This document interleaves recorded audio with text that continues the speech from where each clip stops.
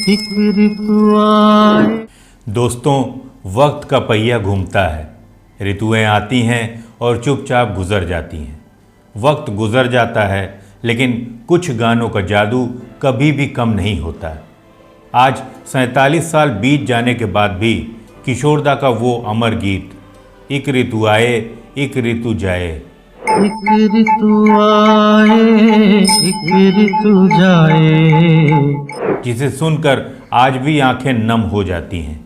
लेकिन क्या आप जानते हैं कि इस गाने को लेकर डायरेक्टर सुभाष घई और लक्ष्मीकांत प्यारेलाल के बीच एक बड़ी बहस हो गई थी।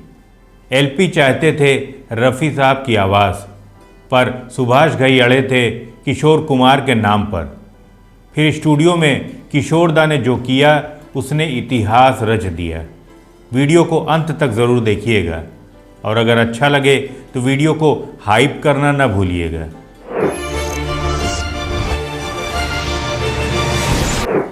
नमस्कार, मैं हूं आपका होस्ट और दोस्त संतोष और आप देख रहे हैं मूवी म्यूज़िक मी, जहां हर गाना एक एहसास है और हर एहसास एक कहानी। आज हम जिस दौर में चलेंगे वो दौर था 1979 का। सिनेमा के सुनहरे पन्नों पर एक फिल्म दर्ज हुई थी, गौतम गोविंदा। सुभाष घई का निर्देशन और पर्दे पर शशि कपूर, शत्रुघ्न सिन्हा, मौसमी चटर्जी और प्रेमनाथ जैसे दिग्गजों की मौजूदगी।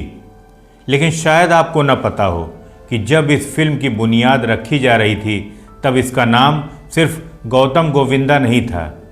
शुरुआत में इसका नाम तय हुआ था गौतम गोविंदा गोपालम।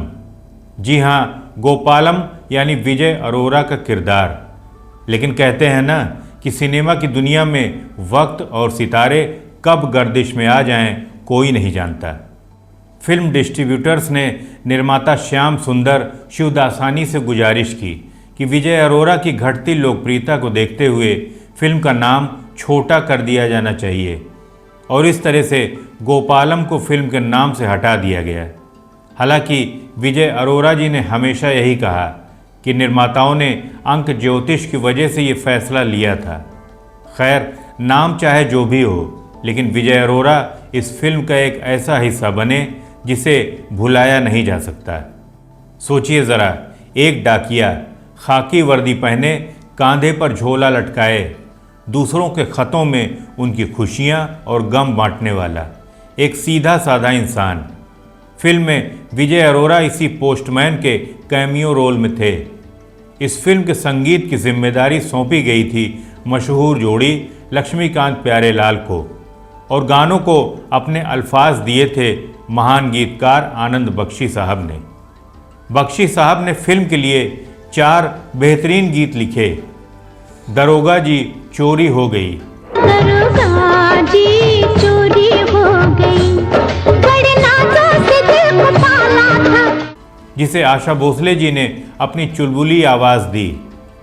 ओ तेरा बेटवा जवान होई गवा, ओ तेरा बिटवा जवान होई गवा, के माँ मेरी शादी कराई दे, जिसे मोहम्मद रफ़ी और आशा जी ने मिलकर गाया। और सर झुका नजर उठा, जिसमें मन्ना डे और आशा जी की जुगलबंदी थी। ये नजर उठाई क्या। लेकिन अब बारी थी उस चौथे गीत की, वो गीत जो उस सीधे साधे डाकिये पर फिल्माया जाना था।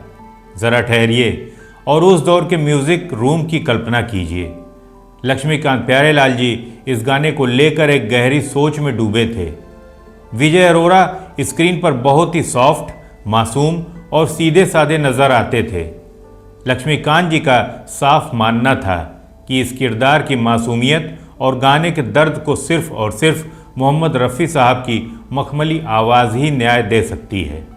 लेकिन जब ये बात फिल्म के निर्देशक सुभाष घई तक पहुंची तो कहानी में एक दिलचस्प मोड़ आ गया। सुभाष जी ने लक्ष्मीकांत जी को बुलवाया और बड़े कड़े शब्दों में पूरे अधिकार के साथ कहा कि ये गाना हम किशोरदा से ही गवाएंगे।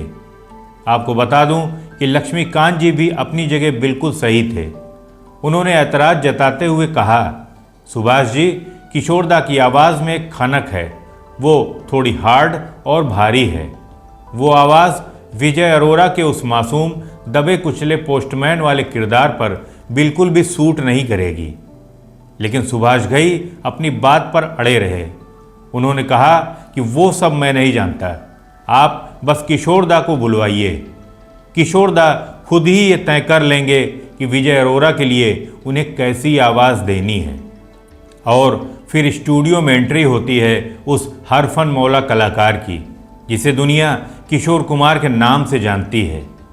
लक्ष्मीकांत जी ने किशोर दा को पूरी सिचुएशन समझाई, बताया कि स्क्रीन पर एक सीधा साधा डाकिया है जो अकाल पड़े सूखे खेतों के बीच से साइकिल से ये गीत गाते हुए जा रहा है।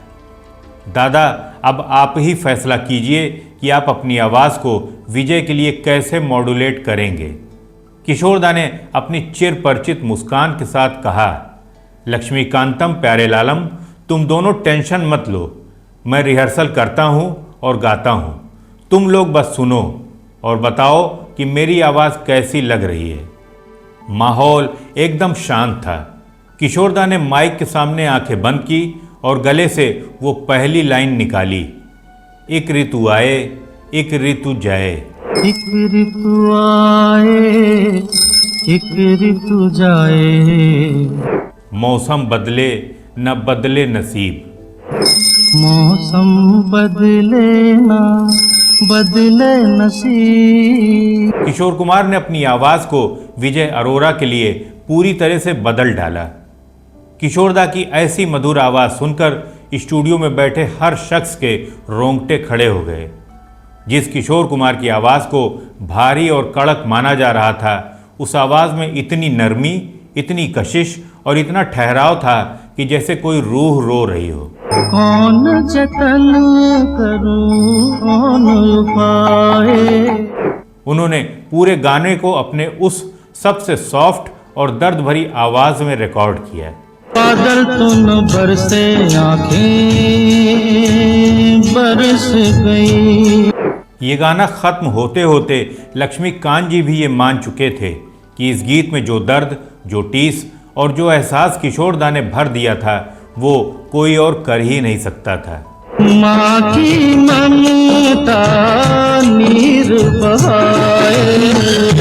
और जब ये गाना बड़े पर्दे पर विजय अरोरा पर फिल्माया गया, तो दर्शकों को एक पल के लिए भी ये नहीं लगा कि ये गाना विजय अरोरा नहीं गा रहे हैं। इनको जीना कौन सिखाए। वो होंठ, वो आंखें और वो दर्द सब एक हो गए। आज 47 साल गुजर जाने के बाद भी अगर हम गौतम गोविंदा फिल्म को याद करते हैं तो ज़हन में सबसे पहले इसी गीत की धुन गूंजती है। बदले नसीब।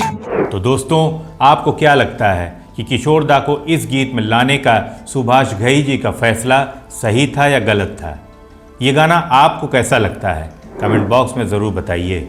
और हाँ, अगर आपको हमारी ये कहानी पसंद आई हो तो लाइक, हाइप, शेयर और चैनल को सब्सक्राइब करना ना भूलें।